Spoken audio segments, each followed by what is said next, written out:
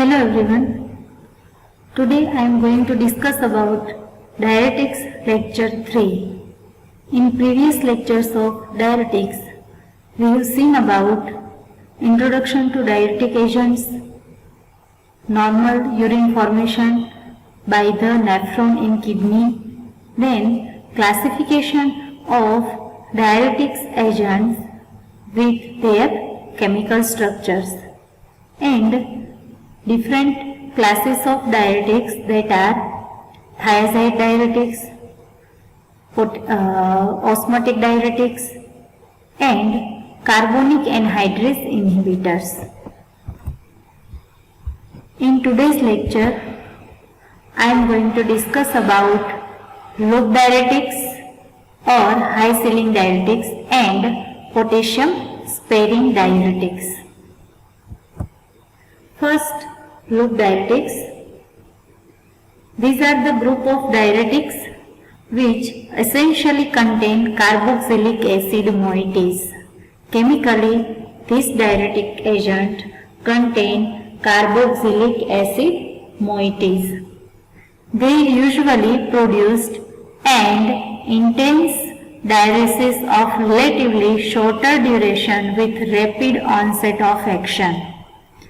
These diuretics have shorter duration of action, that is 4 to 6 hours, and rapid onset of action, that is within 30 minutes they produces the response after administration. They have been found to mainly act on the ascending loop of Henle, hence often referred as loop diuretics. These diuretics act on ascending loop of Henle. That's why they are known as the loop diuretics.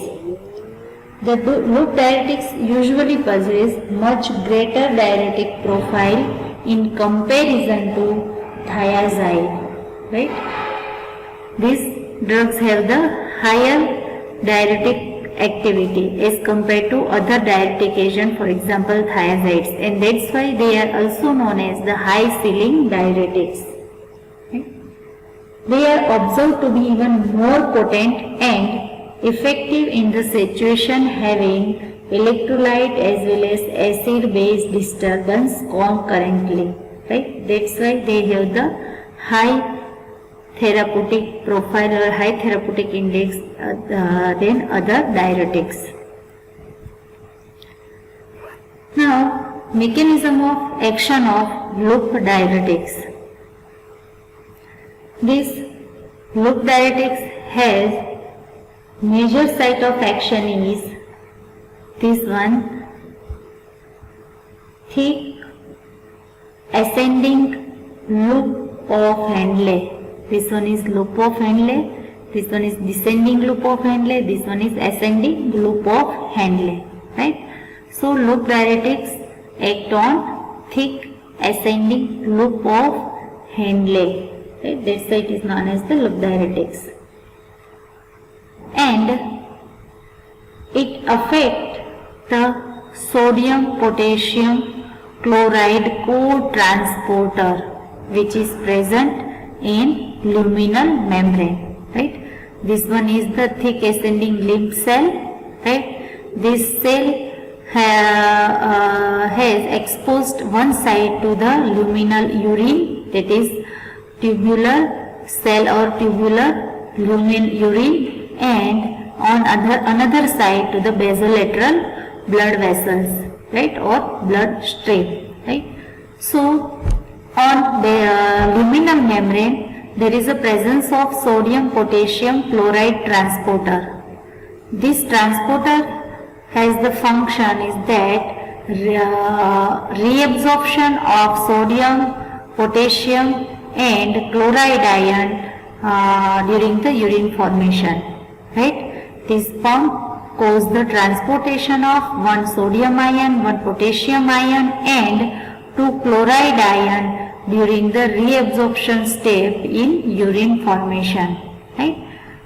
So, loop diuretics inhibit this co-transporter, sodium potassium chloride co-transporter. That's why inhibit the reabsorption of sodium, potassium and chloride ions. This ion goes or moves towards the collecting duct with fluid or with filtrate, right, and increases the volume of filtrate or volume of urine, right. It is secreted in the proximal tubules by organic anion transport. This drug is secreted in proximal tubules by the organic anion transport and then reaches to the ascending limb of loop of Henle, and at that luminal side of membrane it acts, right. Potassium excretion is increased. Here potassium ion excretion is increased mainly due to the high sodium ion load that is reaching to the distal tubule, right. And however, the potassium loss is less than the thiazide diuretics, right. Here potassium loss occur, but that is less than the thiazide diuretics, right. 25% of filtered sodium is normally reabsorbed in the loop of Henle, right. So this 25% normally absorbed sodium ion into the blood that is inhibited by the loop diuretics. That's why this sodium ion remain into the urine and cause the diuresis. Net effect of the loop diuretics is loss of sodium and water, cause hypokalemic metabolic alkalosis and increased calcium ion loss. Here divalent loss is also occur. So calcium and magnesium ion loss is also occur. That is because see here in normal condition, under drug-free condition, potassium back diffusion creates a positive luminal membrane, that is membrane voltage, that is a driving force for divalent cation reabsorption. Normally what happen? Potassium ion get reabsorbed, right, and that's why it causes the luminal membrane potential positive, right, and this positive luminal membrane potential act as driving force for reabsorption of these divalent ions, divalent cation, right. But here potassium ion is not reabsorbed, that's why this membrane potential changes will not occur, and that's why calcium ions or magnesium ions will not be reabsorbed by the membrane, and that's why also loss of calcium ion occurs. So it is the mechanism of action of loop diuretics. In loop diuretics or high ceiling diuretics, again there are two types of classes according to its chemical structure. That they are 5-sulfamoyl benzoic acid derivative, and another one is the phenoxy-benzoic acetic acid derivatives. Alright, phenoxyacetic acid derivatives and 5-sulfamoyl benzoic acid derivative. So first we discuss the structure activity relationship of the 5-sulfamoyl 2 and 3 amino benzoic acid derivatives, right. So 5-sulfamoyl benzoic acid are of two important structural requirement. They are, first one, this one, 5-sulfamoyl, here 1, 2, 3, 4, 5, at the 5th position sulfamoyl group is present. 5-sulfamoyl 2 amino benzoic acid derivative, and the second one is 5-sulfamoyl 3 amino benzoic acid derivatives, right. Let's see the SAR or structure activity relationship for these drugs. First of all, the 5-sulfamoyl and in 5-sulfamoyl 2 benzoic acid and 5-sulfamoyl 3 benzoic acid group is required for the good activity, right. So the drugs from this class must possess either this structure or this structure, either 5-sulfamoyl 2-amino benzoic acid or 5-sulfamoyl 3-amino benzoic acid, right? It is required for the good activity. Now, substitution at first position must be acidic for good diuretic activity, right? Here see, in both cases at first position carboxylic acid group is present, so it is acidic, right? And it is the good for the activity, diuretic activity, right? At first position carboxylic group give maximum or optimum activity. As we see in both structure, carboxylic acid group are present, but some others such as tetrazole may also produce activity, right? But that is less than the activity with carboxylic acid, right? Next, at fifth position, 5-sulfamoyl nitrogen or 5-sulfamoyl group is essential for the optimal activity, optimum high ceiling diuretic activity. See, in both type of structure at fifth position sulfamoyl group are present, right? In sulfamoyl group nitrogen must be unsubstituted, right, for the maximum activity. This nitrogen should be unsubstituted or should be in primary form, right? Next, the group at fourth position can be chloro or trifluoromethyl group, right? At fourth position, that is X. X may be chloro group or trifluoromethyl group. It produces this both group, chloro and trifluoromethyl group, produces the maximum activity, right? X may be also phenoxy group, alkoxy group, anilino group, benzyl group or benzoyl group, right? But this type of group produces the less activity than chloro and trifluoromethyl group. Then substituents that can be tolerated on second amino group series, right? 2 amino derivatives, they are furfuryl, benzyl and thionyl methyl group, right? And reactivity or relative activity is also here given. Furfuryl group produces the most active compound when it is present at second amino group, and then benzyl is more active than thionyl methyl group, right?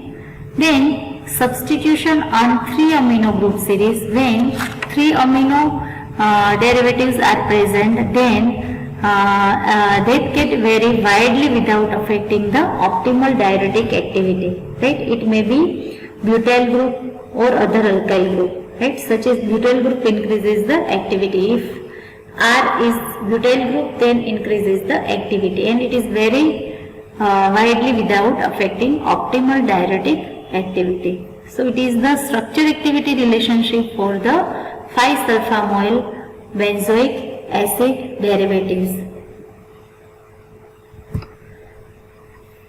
Next is SAR of phenoxyacetic acid derivatives.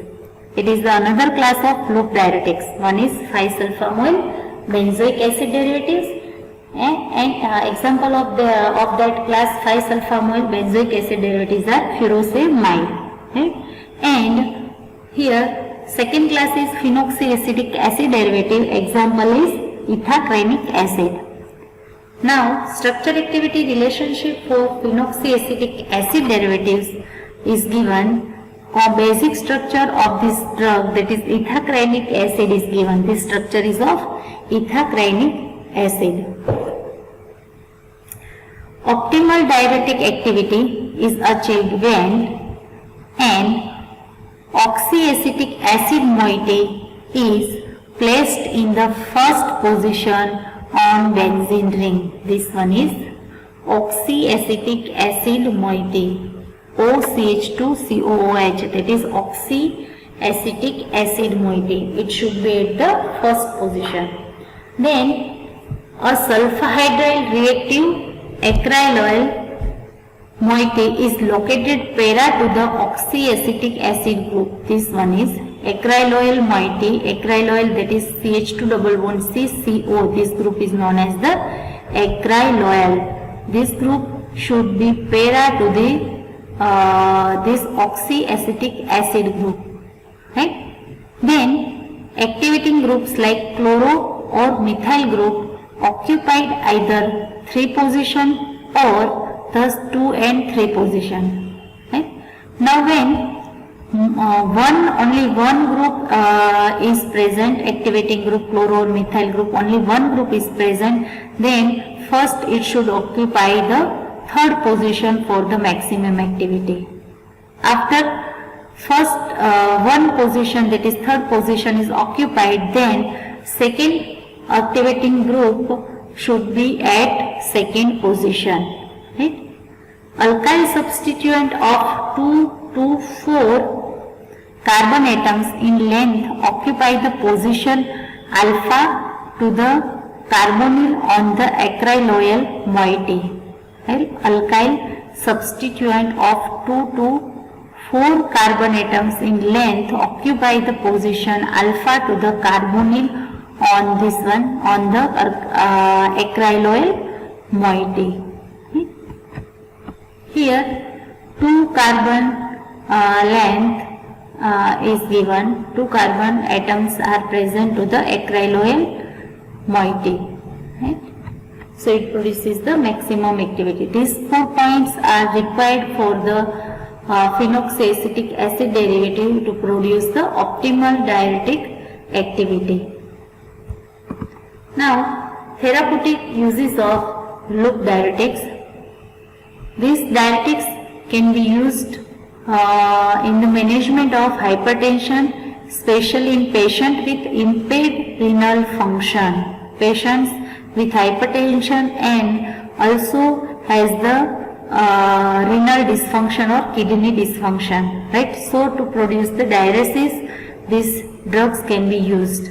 Then in congestive heart failure, especially in moderate to severe condition. Then in acute pulmonary edema, then chronic or acute renal failure, nephrotic syndrome. Nephrotic syndrome, that means any syndrome or any disease condition related to nephron. Then hyperkalemia. Hyperkalemia, that is the condition in which blood level of potassium is increased, right? Increased blood level of potassium ion, that is known as the hyperkalemia, right? So this loop diuretic causes the secretion of the potassium ion and decreases the blood level of potassium ion to the normal level. Then it is used in chemical intoxication. When high level of chemical is ingested by the person and toxicity is produced, then to remove the chemical from the body through urine, these drugs can be used. Then synthesis of furosemide. For the synthesis of furosemide, 2,4-dichlorobenzoic acid is used as precursor. 2,4-dichlorobenzoic acid react with chlorosulfonic acid in first step, right? And this chlorosulfonic acid is substituted at the 5th position of benzoic acid, right? 2,4-dichlorobenzoic acid.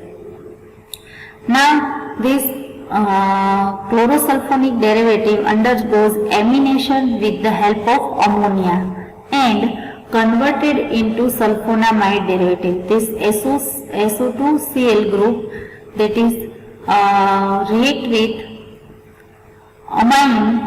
ammonia, and this chloride group Cl minus group is replaced with the NH2 group, right? Chloro group is replaced with the amine group and converted into corresponding sulfonamide or sulfoamide derivatives, right? In third step, this sulfoamide benzoic acid derivative react with furfuryl amine, right? Furan ring having CH2 NH2 group, that is known as the furfuryl amine, right? When this sulfonamide derivative react with or heated with the furfuryl amine, then it will produce the furosemide. What happened in this step? From the ring, this second position chloro group is replaced with NH. Here from the ring Cl minus is removed, and from this NH2 group H plus is removed, right? HCl is removed and this NH minus is attached with this positively charged carbon, right, and form the furosemide. Now next class of diuretics is potassium sparing diuretics. These diuretics do not promote the secretion of potassium into urine. As the name indicates, potassium sparing. That means they spare the potassium into the blood. They do not secrete the potassium ion into the urine. Right? They are used as adjunctive therapy together with other drugs. Right? Adjunctive therapy together with other drugs, especially in the treatment of hypertension and management of congestive heart failure, right? Potassium sparing diuretics are generally used in combination with other diuretic drugs, for example loop diuretics, to maintain the potassium level. Why? Because loop diuretics cause the hypokalemia. They cause the secretion of the potassium ion that will lead to the hypokalemia, right? Decreases the blood level of the potassium ion. While potassium sparing diuretics cause the sparing or retention of the potassium ion, so that will lead to the hyperkalemic condition.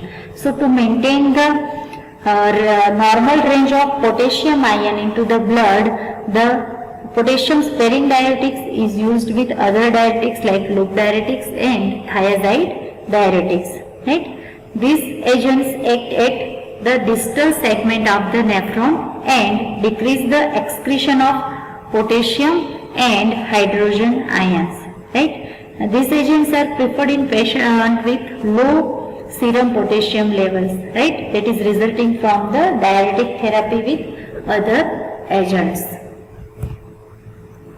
Now as we know that potassium sparing diuretics can be again classified into two classes. First one is aldosterone inhibitors or steroidal inhibitors. These aldosterone inhibitors or steroidal inhibitors inhibit production, release or physiological activity of the aldosterone, right? So ultimately cause the inhibition of aldosterone. And second class of potassium sparing diuretics, that is pteridine derivatives, which contain the pteridine molecules into its chemical structure, and these drugs cause the interference with potassium ion transport process. So first, aldosterone inhibitors. These are the agents which either particularly compete with aldosterone at the specific receptor site located in the distal tubules or inhibit synthesis of aldosterone. So ultimately inhibit the either inhibit the synthesis of aldosterone or inhibit the physiological role of the aldosterone. These drugs reserve the electrolyte action of naturally occurring hormone and cause diuresis, right? They do not affect the other effect of the naturally occurring hormone, right? Without affecting the this naturally occurring hormone, they cause the diuresis. Examples is spironolactone. See the mechanism of action of spironolactone first. So first let's see the role of aldosterone. Right? First see the role of aldosterone, because as we know that this drug spironolactone or steroidal inhibitor inhibit the aldosterone. So first understand the role of aldosterone. Aldosterone plays a physiological role in regulating sodium and water balance by its action on distal tubule, right? Under the influence of aldosterone, sodium is reabsorbed, right, during urine formation in distal tubule. So aldosterone affect the reabsorption of sodium, right, and it exchange for the potassium, right. So excretion of potassium is promoted, right. Now how aldosterone produces this effect? See here, Al, that is aldosterone bind with the Mr, that is mineralocorticoid receptor.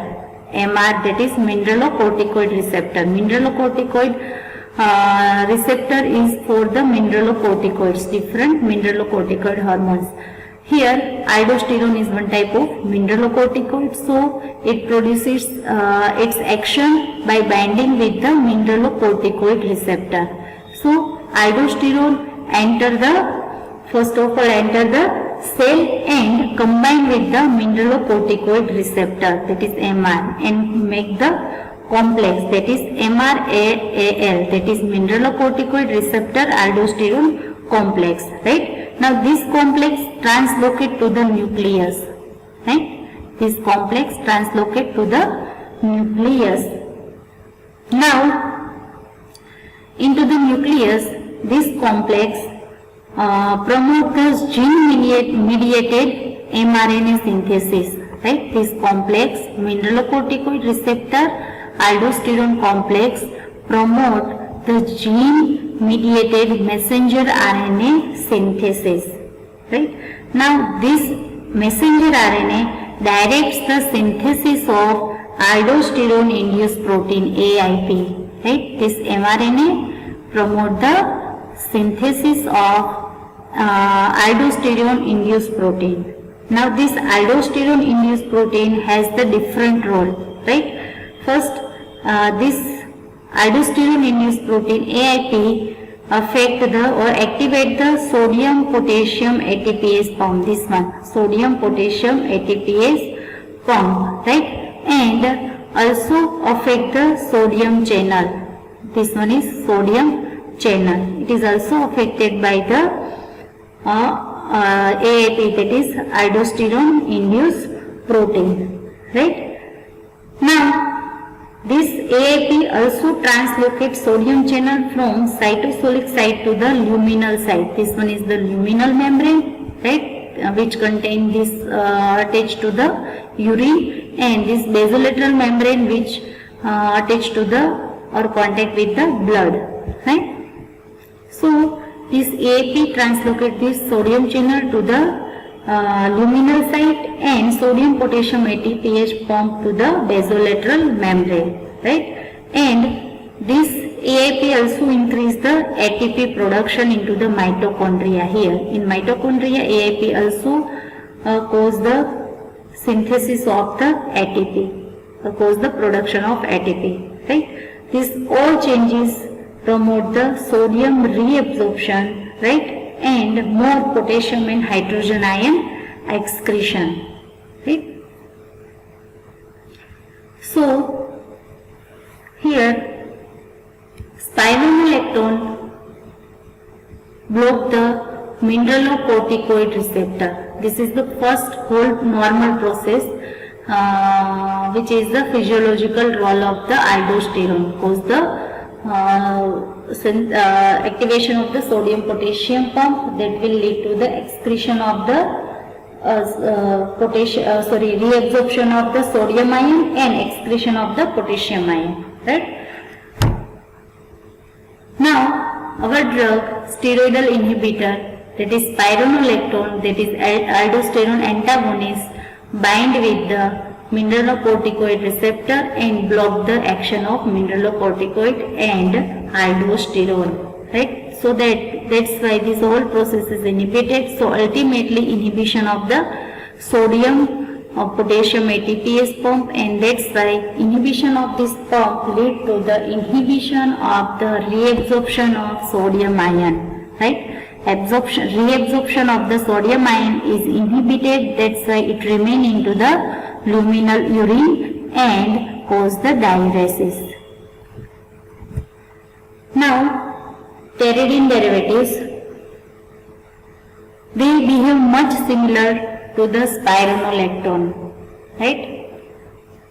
Behavior of the pyridine derivatives is much similar to the spironolactone.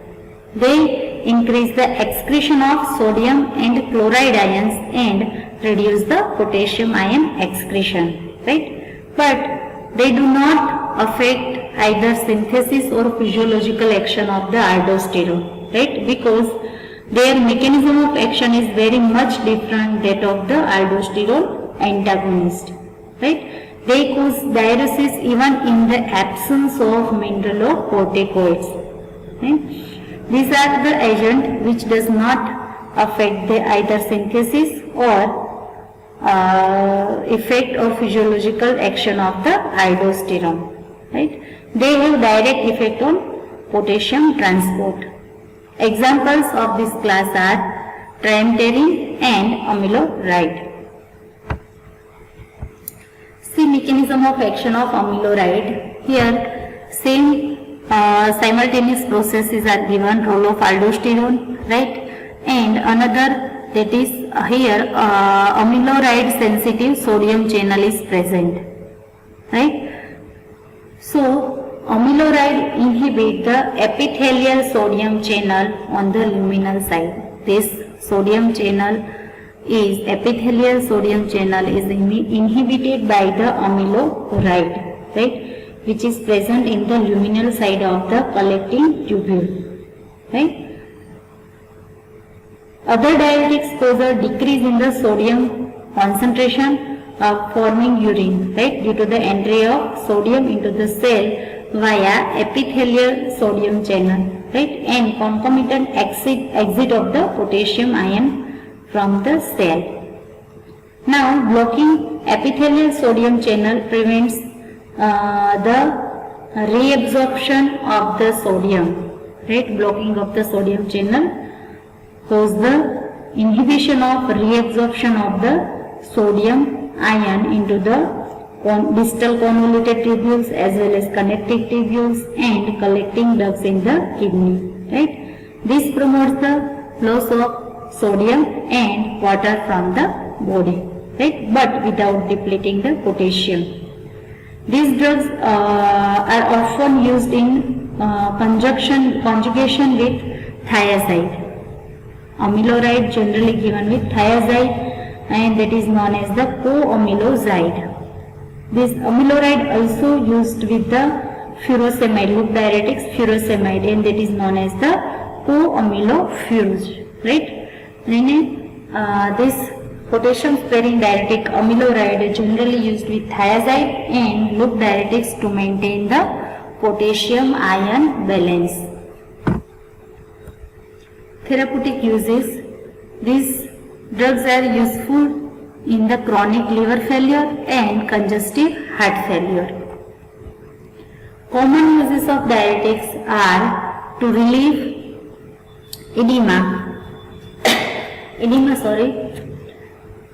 extravascular accumulation of the fluid in the tissue, that is known as the edema, right? So this accumulation of the fluid in the tissue can be relieved by using the diuresis process, and that is done by using the diuretic.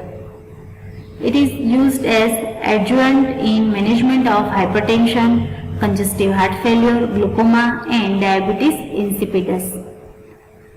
They are used in treatment of poisoning or drug overdoses, during which they increase the process of elimination of poison or drug, right, through urine into the kidney. They are also employed to counter water and salt retention that is caused by various drugs treatment such as vasodilators, calcium channel blockers, NSAIDs, estrogen, etc. Right? This type of drugs cause the water and salt retention during its use, right? During different treatment of different disease, right? So to overcome this problem, that is retention of sodium and water, that can be overcome by using the diuretics in combination. Right?